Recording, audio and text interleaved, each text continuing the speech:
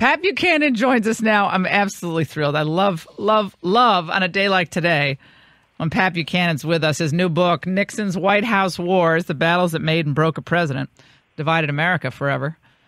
Pat, my friend, I guess that old Trump isn't so unpopular after all down there in Georgia. Yeah, and the social issues returned, huh? I love that. Bring it back, the culture war. Yeah. But you're right. You're exactly right. I mean, that was astonishing when that fella, Joe, what's his name, got 48% in against half a dozen or more Republicans, and then he got about the same vote against a single woman there down there, the married woman, I should say, Karen Handel.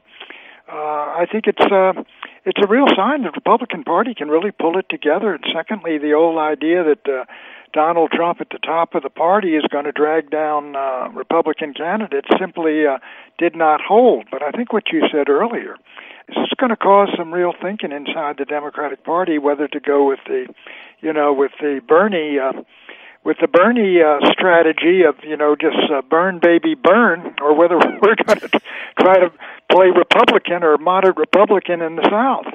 I think that the left, some of the commentators on the left, were tweeting last night that this should teach us a lesson. That Sally Cohn gal, that gal who's on occasionally on TV, she's like Rachel Maddow's doppelganger. I mean, the two of them agree on pretty much everything.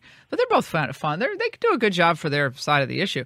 But her point was that the Democrats need to learn from this. Don't run someone who's half-baked. You need to go left. You can't have someone who tries to straddle some of these issues as this Ossoff they claim did. I mean, I kind of just saw him as a warmed-over, younger male version of Nancy Pelosi without any of the experience. I mean, I don't think he was all that popular. He also couldn't shave for his concession speech. He had a terrible 5 o'clock shadow, which just looked sloppy. I thought he looked sloppy.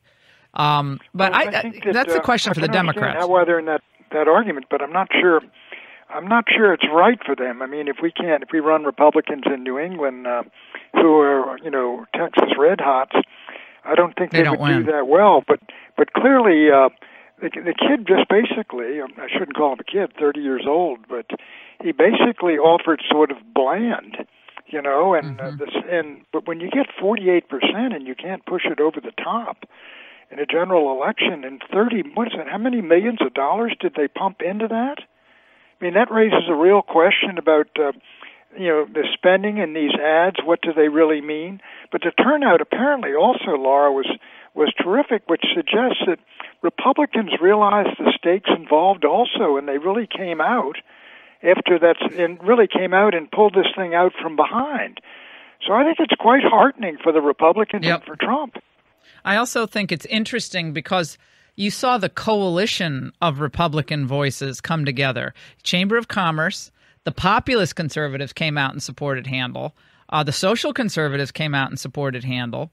It seems like all the different wings of the party all came together. They saw how important this was, that this could light a fire for the Democrats. Ditto in the South Carolina race that didn't get as much attention. But I posited this question earlier, Pat, that if Karen Handel had actually done more to channel Trump's views on critical issues, which probably the Chamber of Commerce wouldn't have liked, of course. But if she had campaigned with Trump, like one or two real big campaign appearances, I think she would have won by more than 3.5 percentage points. I think she kind of played it a little cutesy with Trump. I think she could have won bigger in that district, frankly. I think right. Trump's immigration issue, border security issue, law and order, I think are extremely strong in the idea of jobs, and frankly, the market's been going gangbusters. I tend to agree with you. If she were much tougher, I think she might have inspired more folks. But gee, you can't knock that turnout down there, which was extraordinary. No, it was stunning, and I think now the question moves to Washington, D.C., where Mitch McConnell and Paul Ryan, in my view, along with the other usual suspects, the John McCains, the Jeff Flakes, the Ben Sass, the Jason Chaffetz, they all seem to be playing another game, which is slow walk legislation. Well, they reveal like every day, we're closer. Oh, we might have this. We might have movement on this. But it's a slow walk to legislative success. And it feels to me like this isn't an accident, that they really do not want to deliver big legislative wins to the president at this point in time when he has the special counsel breathing down his neck. He has some struggles in some polls. We don't know if they're accurate or not. But it seems like the president needs to barnstorm this country and put the pressure on Congress to push this agenda through. The populist conservative agenda must be pushed through in order for the Republicans to go into 2018 really strong. You know, I agree with you, but I do think this is deliberate on the part of McConnell and Ryan, I believe. I mean, really, I agree. If we see him out there all the time, especially Ryan out there talking, we're going to do this and we're going to do that, and if there's no real production here by the time you get past the end of this session and into the new year, I think they're going to have real problems. Now, Republicans have won 5 of these elections. You know, these elections since Trump won his victory, all 5 of them. But that was a pretty close call down there in South Carolina. If the Democrats had put a few of those millions down there, they might have won that seat. And while Republicans have won, they haven't been by startling margins. So I agree with you. If there's no real production here, by the time you get to 2018, they could have a problem. But the ace in the hole is the lady from San Francisco. I mean, if you tell, apparently you go many districts in this country, if you tell them, look, you really want Nancy Pelosi in control of the House and nothing done on jobs or the economy for the next 2 years, and them all, berating Trump, you want that the next 2 years? I think they've got a good case, frankly. If I were the Democrats, I think the Democrats ought to take a hard look at whether they really want to be led into the 2018 elections, by a lady who's approaching 80 years old and is deeply controversial. Yeah, and that gives the Republicans such a great opening. But you're right, it's a slow walk. This is what you're voting for. Right, you're voting for this. Democrats can't say you're not. Right, but what's really important is that the Republicans on the Hill are working hand in glove with the president's team. And so it looks like all for one for all. We're going to not agree on everything. You have the votes for what you have the votes for. I mean, you're not going to have the votes for certain. You're not going to have a full, clean repeal. That's just not going to happen. So what can we pass? Let's get it passed. You've got to start. I say this every day until I'm blue in the face. I'm going to keep saying it. You have to put points on the board. And you have to have happy voters going into 2018 and 2020. We need happy voters. We've had enough fighting. We've had all these arguments.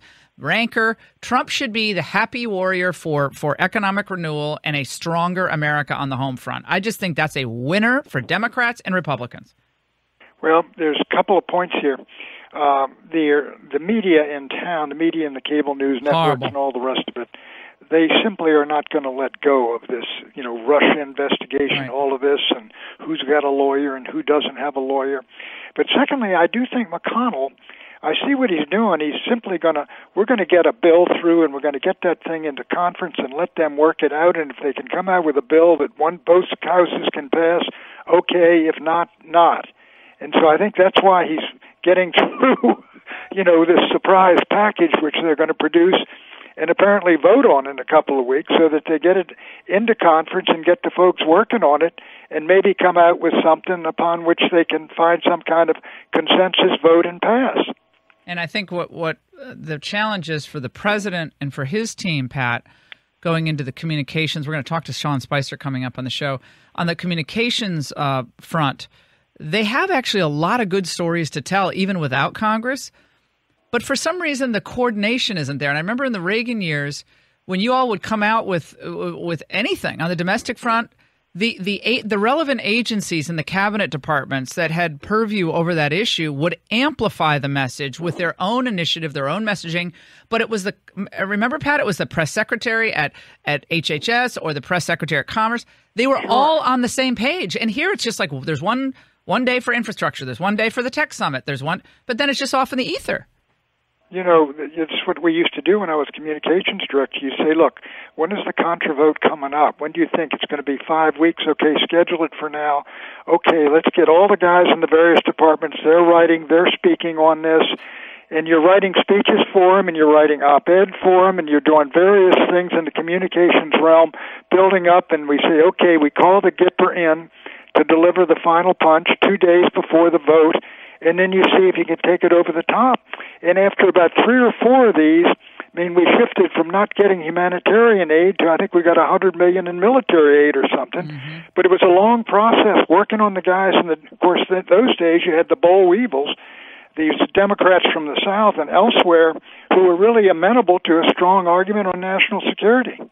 Well, and I think back then the existential threat was the Soviet Union and the Soviet influence expanding in our hemisphere, and yet I think today we still have the neoconservatives. They're chomping at the bit to get us into Syria, and I saw that news the other day, Pat, about how we shoot down the Syrian Air Force jet, and Russia now says, okay, well, guess what? Game's on. That's a dangerous deal. Well, I mean, that seemed to me exactly right. Look, what the story there is, the truth is the Americans and our allies are winning the war against ISIS in Raqqa and Mosul both, and we're moving to victory there. However, in the war in Syria, the Syrian regime and army backed by Russia, Iran, and Hezbollah and the Shia militias, they have won their war. So what are we going to do now? Who inherits the earth, if you will? Who inherits the terrain surrendered by ISIS? If we try to get into the sort of a follow-on conflict, I think we're going to be in a hellish mess with too few allies, and I think a war that the American people don't want, that they don't know is coming. So I think, and there's a real dispute, I think, inside the government between the Pentagon and the CIA about this, impending confrontation with Iranians and Russians and Syrians. Yeah, and I just every time you ask the American people what they think about this, they don't want any part of it. I don't want any part of this. It's exactly right. That is really the real peril, I think, of the Trump presidency, is the possibility he could be sucked into a war of all against all right in Syria. No, that would be a bloodbath. Pat Buchanan. Great analysis. Love it. I mean, it's very interesting. But the Republicans have so much work to do. But there's real hope. There's real hope. They don't get down in the mouth, man. This is good. This is good stuff. Happy Warriors. Pat Buchanan. Great to talk to you. We'll take a break.